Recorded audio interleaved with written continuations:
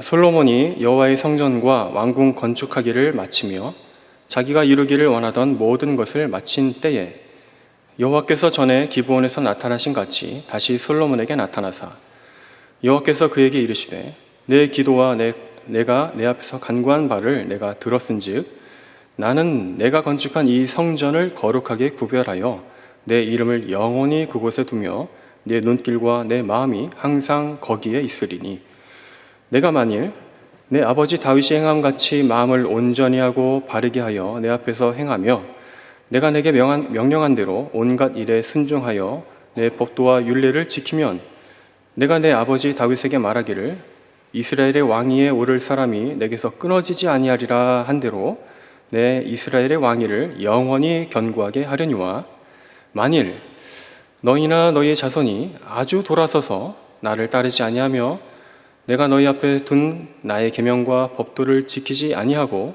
가서 다른 신을 섬겨 그것을 경배하면 내가 이스라엘을 내가 그들에게 준 땅에서 끊어버릴 것이요 내 이름을 위하여 내가 거룩하게 구별한 이 성전이라도 내 앞에서 던져버리리니 이스라엘은 모든 민족 가운데에서 속담거리와 이야기거리가 될 것이며 이 성전이 높을지라도 지나가는 자마다 놀라며 비웃어 이르되 여호와께서 무슨 까닭으로 이 땅과 이 성전에 이같이 행하셨는고 하면 대답하기를 그들이 그들의 조상들을 애굽 땅에서 인도하여 내신 그들의 하나님 여호와를 버리고 다른 신을 따라가서 그를 경배하며 섬김으로 여호와께서 이 모든 재앙을 그들에게 내리심이라 하리라 하셨더라. 하나님의 말씀입니다. 하나님께 감사합니다.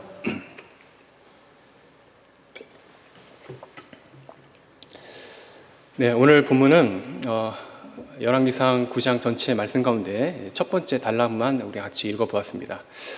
이 열왕기상 9장의 내용은 크게 세 가지의 이제 내용이 들어가 있어요. 그래서 첫 번째는 우리가 읽은 대로 하나님께서 솔로몬에게 나타나신 이야기고, 두 번째 얘기는 솔로몬과 히람과의 어떤 관계, 그런 교역 관계에 대한 얘기고, 세 번째는 솔로몬이 그 밖에 행했던 어떤 건축들에 관한 내용입니다. 하나님께서 나타나신 얘기, 히람과의 어떤 외교 관계, 거래에 관한 얘기, 또 하나는 그 밖의 건축들에 대한 얘기. 근데 여러분들이 들으신 대로 이 세 가지가 얼핏 들으면 이제 연결되지가 않죠. 이게 무슨 상관인가 하실 겁니다. 실제로 내용들을 쭉 보면 그냥 독립적으로 그냥 이야기가 흘러갑니다. 예를 들어서 이 이야기가 연결되려고 하려면 하나님이 딱 나타나셨어요. 그랬더니 솔로몬이 하나님께 감사의 제사를 올렸더라, 무엇을 했더라, 이런 식으로 이야기가 매끄럽게 가야 되는데 갑자기 히람 얘기가 나오죠. 히람 얘기에서 또 뒤에 건축 얘기로 넘어갈 때도 마찬가지입니다. 금 이야기가 갑자기 나오더니 건축 얘기로 또 넘어가요. 그래서 뭔가 이야기가 뚝뚝 끊기는 그런 느낌을 받을 수 있습니다. 그래서 이게 무슨 얘기인가 싶을 텐데 전체적으로 잘 보면 어떤 하나의 일정한 구조 아래 이 이야기가 흘러가고 있음을 또 알 수 있습니다. 어떤 구조냐? 그것은 하나님이 이렇게 말씀하셨는데 솔로몬은 지금 어떻게 하느냐, 이런 구조인 거죠. 하나님이 딱 하고 말씀하셨어요. 솔로몬아 이렇게 해야 된다 했는데 솔로몬은 이렇게 하였더라, 이렇게 하였더라, 이렇게 보여주는 거죠. 그래서 그 두 가지 사례로 히람과의 관계에서는 이렇게 했고요, 또 두 번째 사례로는 이런 식으로 또 건축을 했더라, 이런 얘기를 지금 성경 기자가 하고자 하는 것입니다. 그러니까 제일 중요한 것은 하나님이 어떻게 말씀하셨는지 우리가 봐야 되고, 그리고 실제로 솔로몬이 어떻게 했는가를 우리가 봐야 되는 거죠. 자, 그럼 여기서 하나님께서 솔로몬에게 어떤 말씀을 주셨을까요? 우리가 방금 읽어보았지만 두 가지의 큰 틀 안에서 하나님께서 말씀하십니다. 하나는 순종에 대한 축복의 말씀이고, 또 하나는 불순종에 대한 경고의 말씀입니다. 먼저 우리가 순종에 대한 말씀 다시 한번 보겠습니다. 어떤 말씀을 주셨는지 같이 한번 읽어볼까요? 9장 4절 그리고 5절 말씀, 이 부분을 같이 읽어보겠습니다. 내가 만일 내 아버지 다윗이 행함같이 마음을 온전히 하고 바르게 하여 내 앞에서 행하며 내가 내게 명령한 대로 온갖 일에 순종하여 내 법도와 율례를 지키면 내가 내 아버지 다윗에게 말하기를 이스라엘의 왕위에 오를 사람이 내게서 끊어지지 아니하리라 한 대로 내 이스라엘의 왕위를 영원히 견고하게 하려니와. 네, 어렵지 않죠? 무슨 말씀인지 다 아시겠죠? 한마디로 말하면 솔로몬아, 너는 네 아비 다윗처럼 해야 된다, 그런 말씀을 하신 겁니다. 그럼 다윗이 어떻게 했느냐, 이렇게 질문이 나오잖아요. 그럼 다윗이 어떻게 했느냐, 그 키워드가 바로 뭐냐면 마음을 바르게 하고 온전히 행하는 겁니다. 마음 자체가 어떤 마음이냐, 하나님을 향해서 온전한 마음이에요. 그러니까 치우치지 않고 하나님을 향해서 곧장 가는 그런 마음이라고 볼 수 있는 거죠. 바르게, 진실한 거죠. 바르게, 진실하게. 아까 오전에 그 칼빈의 어떤 그 구호에 나온 것처럼 내 마음을 하나님께 드립니다 하는 것처럼 곧장, 신실하게 하는 그런 상태, 그게 바로 솔로몬의 마음 상태였다는 겁니다. 그리고 중요한 것은 이거예요. 겉으로만 나는 하나님을 사랑합니다, 나는 하나님을 섬깁니다, 나는 하나님을 예배합니다, 그런 것이 중요한 게 아니라 정말 마음 상태가 하나님을 정말 사랑하고 마음 상태가 정말 하나님을 섬기겠다는 의지가 있어야 되고 이 마음 상태가 하나님을 정말 하나님께로 치우쳐져 있어야 되는 그런 상태. 솔로몬아, 너는 그렇게 된다, 이렇게 말씀하시는 거죠. 그래서 다윗이 비록 다윗의 삶에도 여러 가지 결함과 문제점이 있었음에 불구하고 하나님이 다윗을 높여주신 이유는 다윗이 항상 하나님만 바라봤기 때문입니다. 다른 우상에는 눈길조차 주지 않고 다른 신을 섬기는 것, 다윗의 마음에는 전혀 여지가 없습니다. 너도 그렇게 해야 된다는 거죠. 솔로몬아, 너의 마음속에는 다른 신을 품을 여지를 절대 두면 안 된다.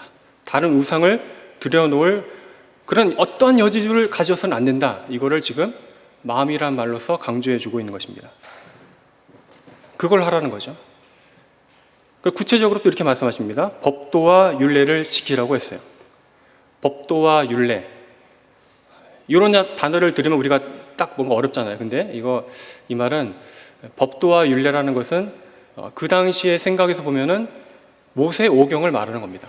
창세기, 출애굽기, 레위기, 민수기, 신명기를 지켜라, 이거죠. 그러니까 이 말씀들은 아직 성전이 갖춰지지 않을 때 성전이 만들어지면 이렇게 해야 된다는 얘기를 다 들어가 있는 내용들이 모세 오경이에요. 근데 지금 어떤 상태냐면 이 성전이 만들어졌으니까 자, 솔로몬아, 이제 이 성전을 중심으로 네가 이 법도와 율례를 지키는 것을 보여주는 그런 군주가 되어야 된다, 이거예요. 그러니까 이 이스라엘이라는 왕이 너 솔로몬이 아니고 이 이스라엘의 왕은 나다, 하나님이다. 하나님을 왕으로 섬기는 그 이스라엘을 네가 지금 이제부터는 그 틀을, 그 멋진 이스라엘이라는 국가의 틀을 지금부터 세워야 된다. 그거를 말씀하시는 거죠. 진정으로 하나님을 모시고 있는 나라, 하나님이 왕이 되시는 나라, 성전을 갖고 있는 나라, 말 그대로 제사장의 나라의 본을 네가 지금 이제부터 세워야 된다. 그 틀, 세상 유례 없는 완전한 틀을 네가 이제부터 세워야 된다. 그거를 말씀해 주시는 명령입니다. 그래서 모세오경에 나름대로 말씀하신 대로 출애굽기에 나온 것처럼 이스라엘은 장차 제사장 나라가 될 것인데 그 제사장 나라의 그 중심에 성전이 있고 성전은 하나님이 계시다는 임재의 상징이잖아요. 그러니까 다른 모든 나라 사람들이 이제 이스라엘을 바라보고 하나님이 거기 계시는구나, 하나님이 계시는 나라는 저렇게 사는 거구나, 그렇게 진정한 하나님 나라의 그 틀을, 기틀을 세워가는 군주가 되어야 된다, 이거죠. 네가 왕이 아니라 진짜 왕은 하나님이다, 하나님이 다스리시는 그 나라를 보여줘야 된다, 그 얘기를 하신 겁니다. 그렇게 되면 어떻게 되냐, 세상 모든 사람 가운데서 이 나라가 더욱 영감받을 것이고 자연스럽게 하나님의 이름이 영감받게 된다는 거죠. 그 약속을 주신 겁니다. 그 나라가 영원할 것이다. 하지만 하나님께서는 동시에 불순종에 대한 그런 경고의 말씀도 같이 주셨습니다. 이런 부분 없으면 좋겠지만 하나님이 주셨다는 것은 의미가 있으니까 또 그 의미를 찾아봐야겠죠. 같이 한번 이 부분도 읽어보겠습니다. 6절 그리고 7절 말씀입니다. 불순종을 하면 어떻게 되는지 6절, 7절 같이 읽겠습니다. 만일 너희나 너희 자손이 아주 돌아서서 나를 따르지 아니하며 내가 너희 앞에 둔 나의 계명과 법도를 지키지 아니하고 가서 다른 신을 섬겨 그것을 경배하면 내가 이스라엘을 내가 그들에게 준 땅에서 끊어버릴 것이요 내 이름을 위하여 내가 거룩하게 구별한 이 성전이라도 내 앞에서 던져버리리니 이스라엘은 모든 민족 가운데에서 속담거리와 이야기거리가 될 것이며. 네, 뭐 장황하게 말씀했지만 한마디로 말하면 다윗이 아니죠. 솔로몬아, 너는 다윗의 길을 떠나면 안 된다 겁니다. 앞에 얘기는 솔로몬아, 너는 다윗의 길을 가야 된다 이 얘기고, 뒤에 얘기는 솔로몬아, 너는 다윗의 길을 떠나면 안 된다 그 얘기입니다. 그거를 좀 어렵게 말씀하신 거죠. 특별히 계명과 법도를 지키지 않으면 그랬어요. 앞에 얘기랑 대칭되는 거죠. 이 말은 네가 다윗처럼 마음을 다해서 하나님을 사랑하지 않고 그 여지를 열어둬가지고 다른 신을 네 마음속에 넣고 다른 신을 사랑하게 되고 이방신을 끌어들이고 그래가지고 결과적으로 모세의 계명을 다 어겨버리게 되면, 법도와 계명을 지키지 않게 되면 어떻게 된다? 나도 너희를 떠날 것이다. 그리고 이 성전도, 네가 애써 만든 이 성전도 그냥 무너뜨려 버릴 것이다. 그렇게 말씀하신 겁니다. 굉장히 무거운 말씀인 거죠.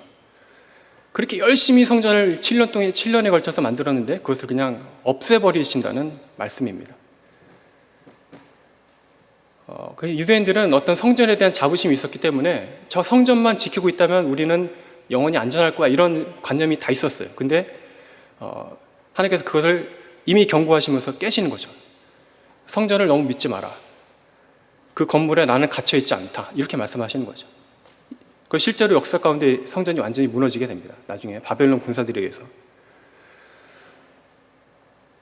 그러니까 하나님께서 솔로몬에게 지금 중요한 말씀을 지금 하고 계시는 것입니다. 다윗 다음에 바로 뒤에 왕이었던 그 솔로몬에게 중요한 사명을 맡겨주신 것이죠. 그럼 왜 하나님이 갑자기 나타나가지고 이런 한편으로는 좋으면서 한편으로는 무거운 이 말씀을 주시는 것일까요? 이 시점을 우리가 잘 생각해 봐야 할 것입니다. 왜 하필이면 이때? 근데 오늘 본문에 보면 왜 하필이면 그때 하나님께서 이 말씀을 주셨는지 그런 충분한 언급들이 많이 나와 있어요. 그때가 무엇이냐? 솔로몬이 성전 건축을 마치고 같이 패키지로 하고 있는 왕궁 건축도 마친 그때에 라고 한 거죠. 그러니까 솔로몬의 원래 사명은 자기가 갖고 있었던 자기의 삶을 이끌어가는 어떤 정체성, 그 사명은, 내가 만약에 솔로몬이었다면 나의 사명은 성전 건축이야 이렇게 생각했을 거예요. 그러니까 이 성전 건축이 어떻게 된 거예요? 지금 끝난 거잖아요. 그럼 어떻게 되냐? 내 사명이 끝났네. 난 다 했다. 이제부터는 난 은퇴야. 이럴 수 있는 거잖아요. 그때 하나님이 말씀하신 겁니다. 솔로몬아, 너 성전 건축하고 왕궁 건축 끝났다고 너 할 일이 끝난 것이 아니야. 물론 그건 너의 중요한 사명이고 너의 정체성이지. 하지만 지금부터가 중요하다는 거예요. 성전이 만들어졌으니까 이제 그 성전을 중심으로 이 이스라엘의 굳건한 틀을 세우는 게 너의 사명이야. 계명과 법도와 율례를 중심으로, 모세 오경을 중심으로, 성전 중심으로 이 나라의 틀을 잘 세워가는 거야. 세상 어디서 볼 수 없는 유일한 이 하나님 나라를 세우는 것이야. 하나님을 왕으로 모시는 그 나라를 세우는 게 너의 사명이야. 그 틀을 네가 잘 닦아놔야 너의 후손들도 그 길을 걸어갈 거 아니야? 그걸 잘 세워야 된다. 그렇게 지금 말씀하시는 것이죠. 그야말로 성전 중심으로 하나님을 예배하고 하나님을 섬기는 참된 이스라엘의 모습에 완벽한 군주가 되는 것이 너의 이제부터 이루어야 될 사명인 것이다. 지금 이렇게 말씀하시고 계십니다. 자, 이렇게 하나님께서 그에게 나타나셔서 그에게 정말 새로운 사명을 다시 맡겨주셨어요. 첫 번째 사명은 성전 건축하기 전에 하나님께서 나타나시면서 알려주셨다면, 지금은 성전 건축과 왕궁 건축이 끝난 다음에 나타나신 거죠. 그 다음 얘기들은 이제, 그렇다면 솔로몬은 어떻게 했는가, 과연 어떻게 했는가라는 관점에서 우리가 보면 됩니다. 그래서 그 사례들이 지금 두 개 나온 거죠. 하나는 희랑과의 관계, 하나는 다른 건축에 대한 얘기들. 근데 잘 보면 그냥 역사적 서술이에요. 뭐뭐 했더라, 뭐뭐 하였더라, 뭐 어쨌더라 이런 얘기예요. 성경에 어떤 성경 기자의 주관이 들어가 있지 않습니다. 예를 들어서 솔로몬이 다윗의 길을 떠났더라 이런 얘기 없어요. 그래서 얼핏 보면 이게 뭔 얘기인가 싶은데, 근데 이 성경 본문이 말하고자 하는 포인트와 초점이 분명히 드러나 있습니다. 몇 가지 단어들과 어떤 정황들로서 드러나 있다는 거죠. 충분히 지금 솔로몬이 이렇게 가고 있네, 이런 길을 선택하고 있네 하는 선택들, 그런 짐작해 볼 수 있는 단어들을 지금 보여주고 있어요. 여러 가지가 나오는데 예를 들어서 14절을 한번 보시기 바랍니다. 14절을 보면 이런 얘기가 나옵니다. 히람이 금 120달란트를 왕에게 보내었더라. 아주 평범한 표현이죠. 히람이 금을 왕에게 보냈다. 여기서 말하는 히람은 두로 왕 히람을 말합니다. 그리고 여기서 왕은 솔로몬 왕을 말하는 거죠. 그러니까 두로 왕 히람이 솔로몬에게 금을 왕창 보낸 겁니다. 왕창. 그냥 우리가 흔히 드라마나 어디 영화에서 자동차 트렁크 열고 거기다 은밀하게 사과 상자에다가 이렇게 돈을 넣어가지고 보내는 그런 정도가 아니라 저거 돈이다 할 것들을 그냥 트럭에 실어가지고 트럭 채로 그냥 보내는 그런 거죠. 120달란트는 이제 1달란트가 무게 단위니까 한 35kg 정도 되거든요. 근데 120달란트니까 금으로 120달란트니까 한 4톤이 넘는 거예요. 금으로 4톤이. 여러분 그런 돈 갖고 계신가요? 그런 거 갖고 계시면 귀 안 나오시죠? 아닙니다. 어쨌든 그 엄청난 돈인데 금 1kg, 예를 들어서 이게 금이라고 했으면 이 정도 되는 1kg 되는 금이 요즘 시세 아시는 분? 금 시세 다 겸손하셔서 저 알아봤어요. 저도 없으니까 알아봤더니 요즘에 금 1kg 시세가 한 8,000원에서 9천만 원 사이를 하더라고요. 그러니까 120달란트면 금이 4톤이니까 금으로 4톤 트럭이 그냥 통째로 있으니까 그 돈이 오늘날 시가로 계산하면 한 90억에서 100억 정도 되는 엄청나게 큰 돈인 겁니다.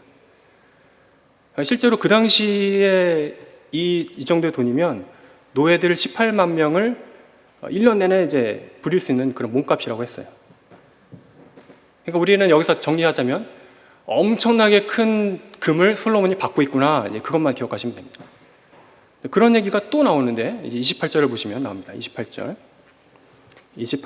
본문 마지막에 보면 이렇게 나오죠. 그들이 오빌에 이르러 거기서 금 420달란트를 얻고 솔로몬 왕에게도 가져왔더라 라고 했어요. 120달란트도 대단한데 지금 420달란트를 가져왔다고 합니다. 이건 제가 계산하지 않았습니다. 그냥 엄청난 큰 돈이다 이렇게 생각했는데, 오빌이라는 곳은 저 남쪽에 있는 어느 나라예요. 정확히는 어딘지는 모르지만 추측할 수 있어요. 인도라든지 아프리카 어디다 이렇게 추측하지만 정확히는 모릅니다. 근데 어쨌든 이 오빌이라는 곳은 구약 성경에서 종종 금이 생산되는 그런 생산지로서 많이 언급되는 그런 지역이에요. 거기 금의 생산지까지 가서 굳이 거기까지 가서 금을 가져온 거예요. 배를 타고 가야만큼 먼 곳에까지 가서 금을 가져옵니다. 그러니까 하나는 히람한테 받았고 하나는 저 밑에 거기 오빌 가서 가져온 거예요. 그러니까 이건 뭐냐면 저 북쪽부터 남쪽까지 온 나라 전체, 전 세계를 곳곳을 다니면서 금이란 금은 내가 다 쓸어 모으겠다, 그런 이미지를 주는 것이죠. 여기서 중요한 것은 솔로몬이 왜 금을 모으고 있는가, 금을 사용하는 목적이 무엇인가, 그런 얘기는 성경이 언급하지 않는다는 겁니다. 달리 말하면 그건 별로 중요하지 않다, 그 얘기예요. 중요한 건 뭡니까? 솔로몬이 금을 모으고 있다, 그 사실만 중요한 겁니다. 솔로몬이 지금 금을 모으고 있네? 그것도 상상 이상으로 모으고 있네? 물론 금을 모아가지고 건축을 해야 되니까 돈을 써야 되고 여러 가지 쓸 일이 많으니까 금을 모았다 할 수 있겠죠. 근데 그것만으로 그럴 수 있지 할 수준을 이미 넘은 겁니다, 솔로몬이. 그러니까 세상에 있는 모든 금은 내가 다 쓸어 모으겠다라는 의지를 갖고 있다고 보는 거죠. 이것이 아까 하나님 말씀하신 그 말씀, 솔로몬아 너는 이런 사명이 있어 라고 했던 거에 대한 솔로몬의 응답입니다. 첫 번째 응답입니다. 솔로몬아 너는 이런 사명이 있어 라고 했는데 솔로몬은 금을 모으고 있다는 것. 두 번째는 그 뒤에 나온 얘기인데 건축 사업에 대한 내용들로 쭉 나오고 있습니다. 솔로몬의 정체성과 같은 사명은 왕궁을 건축하고 또 성전을 건축하는 거예요. 이거를 마쳤으니까 이제는 건축이라는 것은 사실은 그의 삶에서는 부가적인 거예요. 필요 없는 거예요. 사실은 필요 없어요. 그거 안 해도 그만인데 솔로몬은 계속해서 건축합니다. 멈추지 않습니다. 이 건축 얘기가 이제부터는 15절부터 계속 나오는데 이제 몇 군데를 한번 같이 찾아보면 제가 읽겠습니다. 이렇게 말씀하죠. 15절 보시면 솔로몬 왕이 역군을 일으킨 까닭은 이러하니 여호와의 성전과 자기 왕궁과 밀로와 예루살렘 성과 핫솔과 무깃도와 겟셀을 건축하려 하였습니다 라고 했어요. 앞에 나오는 여호와의 성전과 자기 왕궁은 원래 해야 되는 거예요. 원래 솔로몬이 해야 되는 이고 뒤에는 부가적으로 안 해도 그만인데 하는 겁니다. 지금 그래서 밀로를 만들고 예루살렘 성을 더 완전하게 수축하고 핫솔을 건축하고 무깃도와 겟셀을 건축하고 있다. 근데 이 하나하나 지명들은 굉장히 규모 있는 성들입니다. 그냥 단순하게 뭐 작은 마을, 고을 이걸 만드는 게 아니라 도시들을 말하자면 만드는 거죠. 웅장하게, 멋있게 만드는 거죠. 그 17절부터 19절에도 또 그 건축 얘기가 나오는데 17절부터 보시면 솔로몬이 겟살과 아래 베도른을 건축하고 또 바알랏과 그 땅에 들에 있는 다드몰과 자기에게 있는 모든 국고성과 병거성들과 마병의 성들을 건축하고 솔로몬이 또 예루살렘과 레바논과 그가 다스리는 온 땅에 건축하고자 하던 것을 다 건축하였는데 라고 했어요. 그래서 솔로몬이 나 이거 건축해야지 했던 거는 다 건축한 겁니다. 굉장한 의지죠 이거. 그냥 보통 사람 같으면 하다가 힘들면 포기할 만한데 솔로몬은 그냥 다 해버린 겁니다. 다 했는데 결국 뭘 했냐면 여기 나와 있는 표현처럼 국고성, 병거성, 마병의 성들과 그 밖에 여러 가지 성들을 건축했다는 거예요. 국고성이라는 것은 국가의 재산을 모아놓는 성입니다. 그러니까 당연히 방배를 튼튼해야겠죠. 거기 뭐 세금도 보관해야 될 것이고 곡물도 보관해야 될 것이고 여러 가지 필요하니까 당연히 튼튼하게 멋있게 지어야겠죠. 또 병거성들을 지었다고 했어요. 그리고 뒤에 마병의 성들도 지었다고 했어요. 병거성은 그 당시 최첨단 무기들입니다. 말들이 끄는 어떤 마차 그런 것도요. 그런 거죠. 군사 무기입니다. 근데 그 병거들을 주둔시킬 수 있는 어떤 주둔지를 그 성을 만든 겁니다. 마병의 성들도 마찬가지죠. 그리고 또 건축이 또 계속되는데 24절에도 나오죠. 바로의 딸이 다윗 성에서부터 올라와 솔로몬이 그를 위하여 건축한 궁에 이른 때에 솔로몬이 밀로를 건축하였더라 했어요. 밀로라는 곳은 그 예루살렘의 어떤 한 일부분인데 그건 굉장히 비탈진 지역입니다. 그래서 거기다가 성을 쌓아 올리는 겁니다. 굉장히 노력이 필요하고 최첨단 어떤 과학 기술이 동원되는 거죠. 근데 그거를 해치운 겁니다. 대단한 일이에요. 사실. 그래서 결과적으로 예루살렘 성을 완벽하게 방비하는 그런 성을 만든 겁니다. 그뿐만이 아니라 이젠 배도 만들죠. 26절 솔로몬 왕이 에돔 땅 홍해 물가의 엘롯 근처 에시온 게벨에서 배들을 지은지라. 그 당시에는 비행기가 없으니까 만약에 비행기까지 만들 기술이 있으면 아마 솔로몬은 비행기도 만들었을 거예요. 그러니까 땅에 있는 것들과 바다에 있는 것 다 만든 겁니다. 만들고자 했던 거는 다 만든 겁니다. 여러분 이게 무슨 뜻일까요? 솔로몬이 어떤 에너지가 넘쳐가지고 이 에너지를 주체할 수 없어가지고 지금 뭔가 하는 걸까요? 솔로몬은 계속해서 뭔가를 만들고 있는데 이 일을 하자니까 또 일꾼들을 계속 동원해야 되는데 그러려고 하니까 이제는 어떤 아이디어까지 떠올리냐면 노예제도까지 만듭니다. 노예제도. 이스라엘 사람 중에 살고 있는 가나안 족속들을 다 노예로 만들어가지고 값싼 임금의 노동력을 가지고 동원해가지고 또 성전 그 여러 가지 건축물을 만들고 있는 거죠. 그러니까 이런 일들을 잘 우리가 보면 이스라엘도 옛날에는 노예였잖아요. 그러니까 노예가 당하는 어떤 서름과 고통을 알 텐데도 불구하고 그거 하는 거 보면 뭔가 의도가 있다는 거죠. 뭔가 방향이 있네 이거죠. 이거 하나님께서 좋아하실까 이거 과연? 그것까지도 그냥 개의치 않고 하는 거 보면 솔로몬이 지금 가려고 하는 방향이 어렴풋이 우리가 무엇인지를 짐작하게 되는 것입니다. 그러니까 한마디로 말하면 솔로몬이 지금 성전과 왕궁을 건축한 이상으로 만들고 있는 모든 일들은 사실상 굳이 안 해도 되는 일인데, 그러니까 중심에서 벗어나게 됐다는 거죠. 그래서 여호와의 율법을 마음에 새기고 그 법도와 율례를 지키는 일하고는 직접적으로 관련이 없는 일을 지금 솔로몬이 쭉 하고 있는 겁니다.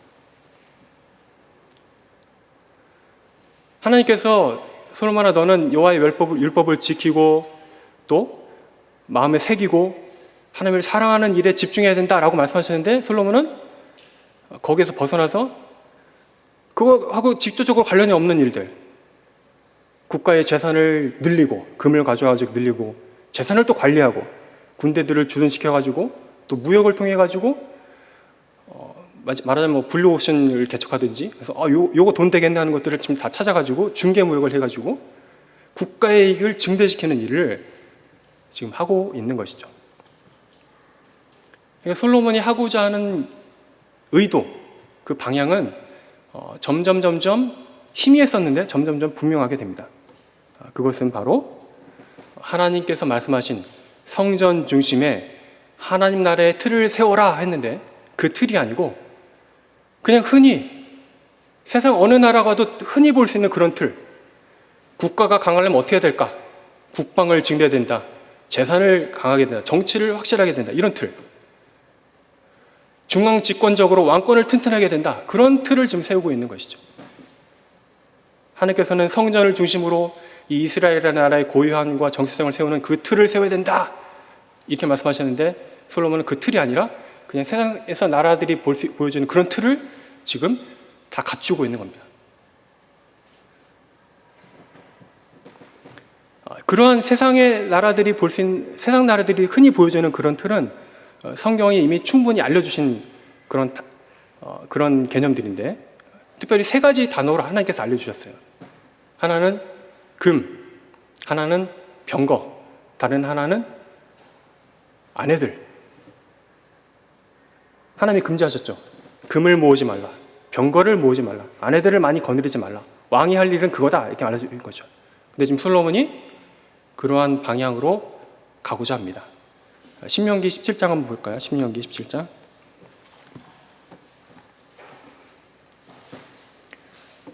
하나님이 정말로 이런 말씀을 주셨는지 아닌지 한번 확인해 보는 겁니다. 신명기 17장 16절 그리고 17절 두 절만 같이 읽겠습니다. 신명기 17장 16절 17절 같이 읽겠습니다. 그는 병마를 많이 두지 말 것이요 병마를 많이 얻으려고 그 백성을 애굽으로 돌아가게 하지 말 것이니, 이는 여호와께서 너희에게 이르시기를 너희가 이후에는 그 길로 다시 들어가지 말 것이라 하셨음이며, 그에게 아내를 많이 두어 그의 마음이 미혹되게 하지 말 것이며 자기를 위하여 은금을 많이 쌓지 말 것이니라. 네. 이 말씀 위하고 아래를 보시면 율법을 지켜야 된다, 그 얘기로 또 연결되죠. 네, 그건 읽지 않았습니다. 그래서 하나님이 이스라엘의 왕에게 요구하신 것, 병마를 많이 두지 말고 은금을 모으지 말고 아내들을 두지 말라, 이렇게 하셨는데, 하나님의 병거들이죠. 병마를 많이 두지 말라 하신 것은 그 힘, 하나님이 도와주시는 힘을 의지하지 않고 다른 인간적인 어떤 군사력, 그런 것들을 의지하지 말라, 그 얘기입니다. 그리고 아내들을 많이 두지 말라 얘기는 이스라엘 왕이 주변 나라들하고 외교 관계를 맺으면서 그들과 혼인 관계를 맺음으로 인해 가지고 다른 나라의 도움을 얻거나, 저 나라는 우리나라를 공격하지 않아, 이렇게 안심하거나, 또 그들의 우상을 또 끌어들여 가지고 이스라엘에서 그 이방 나라의 우상들을 섬기는 일을 하지 말라, 그 얘기죠. 그리고 은금을 많이 쌓아두지 말라라고 하셨는데, 이것은 그 만족감, 하나님이 아닌 어떤 물질적인 만족감, 풍요로움을 그런 은금에서 찾지 말아야 된다, 그걸 누리면 안 된다라고 하나님이 요구하시는 겁니다. 이미 아주 오래전에, 왕이라는 제도가 생기기 이전에 이미 그렇게 말씀하시죠. 그건 바로 세상 나라의 틀이다. 이스라엘 왕들은 그 틀을 버려야 된다. 이스라엘 왕들은 성전 중심에 하나님 나라의 틀을 세워야 된다. 그 요구를 하신 거죠. 율법 중심, 모세오경의 중심, 하나님이 왕이 되시는 그 나라를 세워야 된다. 하지만 안타깝게도 솔로몬은 이 오늘 본문 열왕기상 9장을 기점으로 이 말한 세 가지를 지금 다 모으려는 확실한 의지를 보여주고 있습니다. 금을 모으죠, 아내들을 많이 거느리죠, 병거들을 많이 모읍니다. 실제로 나머지 여러분들 이제 9장과 10장과 11장을 쭉 보면 그 사실을 우리가 확인할 수 있어요. 먼저 우리 9장에서는 이미 솔로몬이 금을 많이 모으고 있다라는 것을 우리가 확인하게 됩니다. 10장에 가면, 그 다음 장 10장에 가면 이미 병마들을 많이 모았어요. 이미 병거들을 많이 모았다, 이 사실을 확인할 수 있어요. 그 뒷장 또 11장을 가면 아이고 벌써 아내들이 많이 있네, 이걸 확인하게 됩니다. 하나님이 아까 금하신 걸 지금 다 모으고 있죠. 그러니까 오늘 본문이 직접적으로 솔로몬이 다윗의 길을 떠났다 이 말을 하지 않지만 점차 그가 가려고 하는 방향이 무엇인지를 충분히 본문이 알려줍니다. 그것은 솔로몬이 다윗의 길을 가려는 것이 아니다. 마음을 온전히 하고 바르게 행하려는 그 마음이 없다. 하나님의 명령에 순종하고 그 법도와 율례를 지키려는 노력들을 하고 있지 않다. 오히려 솔로몬이 가고자 하는 그 방향은 자기가 지금 가진 달란트, 최고의 그 지성, 최고의 지혜를 활용해가지고 이렇게 하면 이게 이렇게 되겠네 하는 그런 지혜들, 다른 사람들은 미처 발견하지 못하는 그런 최고의 지성과 지혜를 가지고 그거를 가지고 적당히 하나님을 섬기면서 동시에 이렇게 하면 우리나라가 더 튼튼하게 쓰겠네 라는 그런 강력하고 튼튼한 그런 시도들을 끊임없이 하겠다는 것이죠. 그러니까 적당히 하나님을 섬기면서 그 끈을 놓지 않으면서 세상에 대한 어떤 영향력도 놓치지 않겠다. 이거 많이 보는 어떤 그런 거 아닙니까? 물론 이것들은 인간적으로 보면 굉장히 지혜로워 보입니다. 적당히 그냥 일주일에 한 번씩 교회 오면서 세상 속에서도 나름대로 이제 큰 소리 뻥뻥 치는 이제 그런 영향력 있는 사람이 되겠다. 그런 선택인 거죠. 인간적으로 보면 굉장히 본성적이고 자연스러운 선택을 하는 겁니다.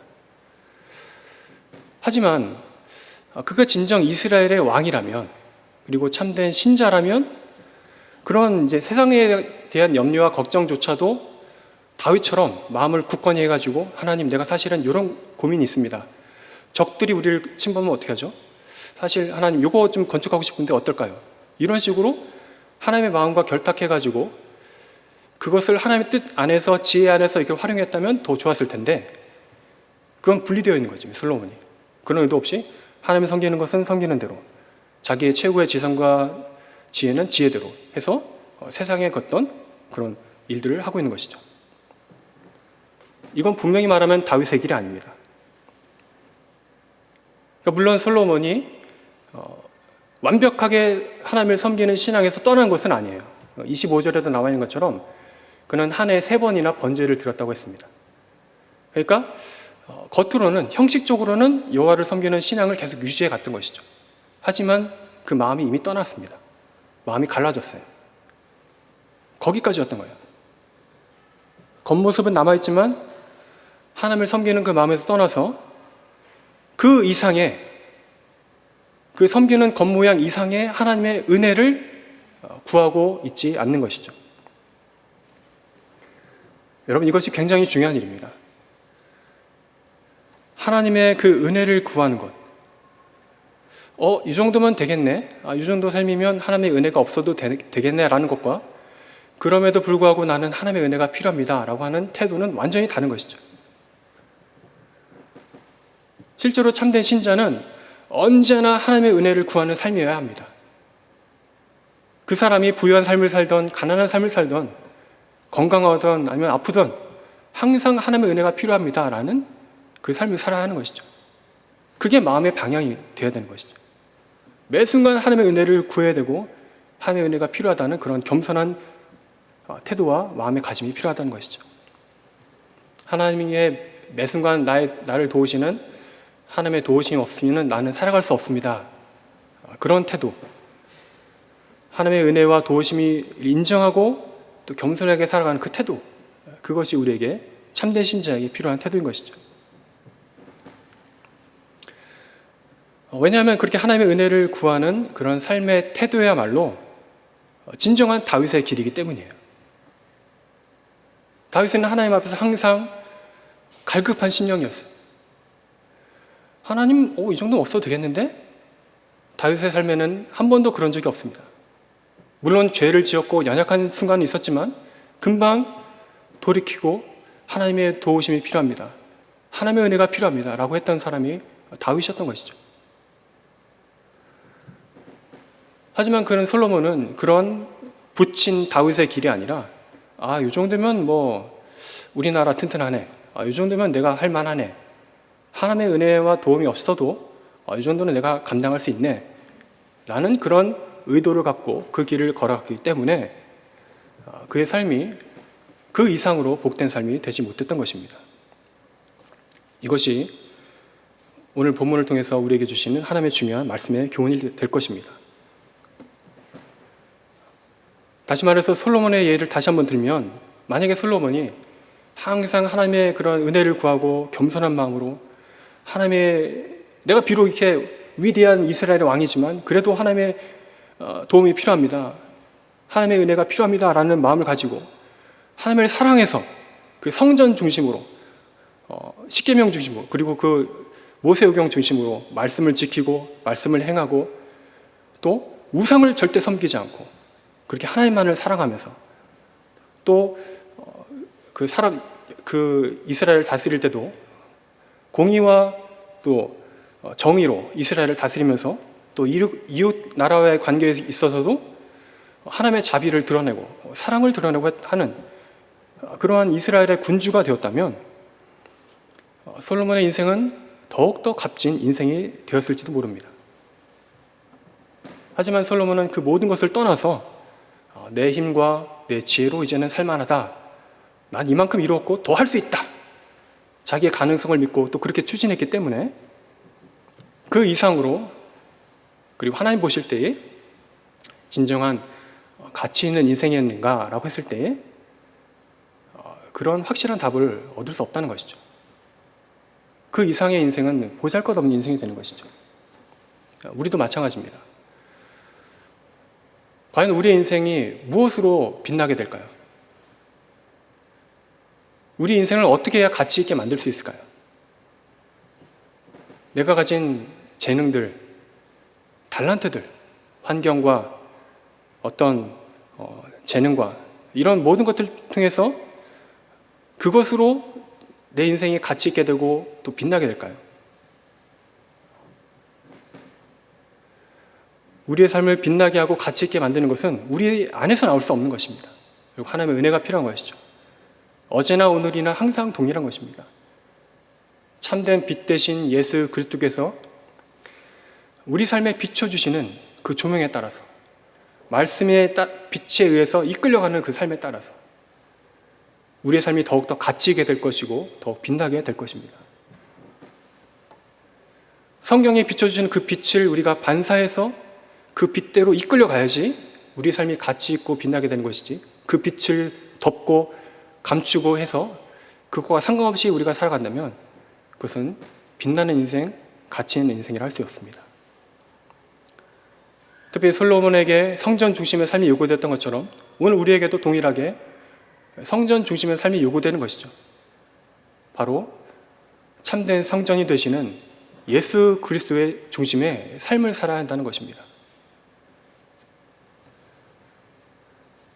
내 안에 계시는 하나님의 그 임재, 그 자체이신 예수님의 그 임재, 예수님과 동행하는 그 삶을 통해서 내 삶이 해답을 얻고 내 삶이 질문을 하고 또 그렇게 걸어가는 길, 그렇게 확신을 얻는 길, 그것이 우리가 걸어가야 될 마땅할 우리의 그런 방향이라는 것입니다.